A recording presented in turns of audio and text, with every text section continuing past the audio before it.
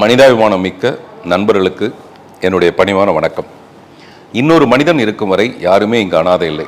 இதுதான் என்னுடைய பார்த்திபன் மனிதநேய மன்றத்தோட கொள்கை, கோட்பாடு எல்லாமே.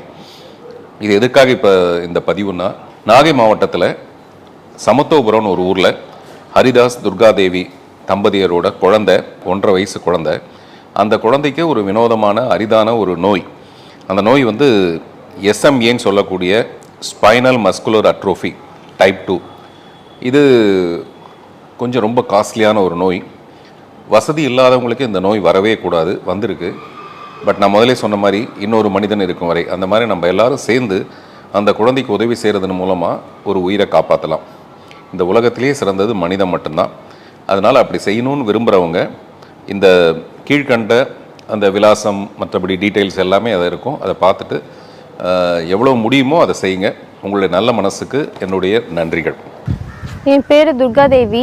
நான் நாகப்பட்டினம் மாவட்டம் பனங்குடி ஊராட்சியில் சமத்துவபுரம்ங்கிற ஒரு கிராமத்தில் வசித்து வந்துட்டு இருக்கேன். அவங்களுக்கு 1 வயசு 8 மாதம் ஆகுது.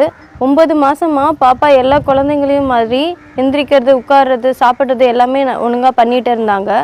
9 மாதத்துலேருந்து 18 மாதம் வரைக்கும் அவங்களுக்கு வெயிட் ஏறலை, நிற்கலை, நடக்கலைன்னு சொல்லிட்டு வேலூர் CMC ஹாஸ்பிட்டலில் போய் பார்த்ததுக்கு பாப்பாவுக்கு வந்து முதுகெலும்பு தசைநார் சிதைவு, ஸ்பைனல் மஸ்குலர் அட்ரோபி அப்படிங்கிற ஒரு அரிய வகை நோய் இருக்குதுன்னு சொல்லியிருக்காங்க.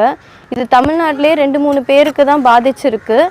இந்த நோய் தீவிரம் அடைஞ்சிருச்சுன்னா அவங்களுக்கு உடம்புல உள்ள தசைகள் எல்லாமே செயலிழந்துட்டு நுரையீரலில் உள்ள தசைகளும் செயலிழந்து அவங்க சுவாசிக்கிறதுக்கே வந்து வென்டிலேட்டர் சப்போர்ட் தான் தேவைப்படும்னு சொல்லியிருக்காங்க. இதுக்கு ஒரே வகை மருந்து வந்து ஜோல்ஜென்ஸ்மா அப்படிங்கிற ஒரு முறை செலுத்துகிற அந்த ஊசி தான். இதோட விலை வந்து 16 கோடியாக இருந்துச்சு. இது இப்போ குறைஞ்சி 9 கோடியாக வந்திருக்கு.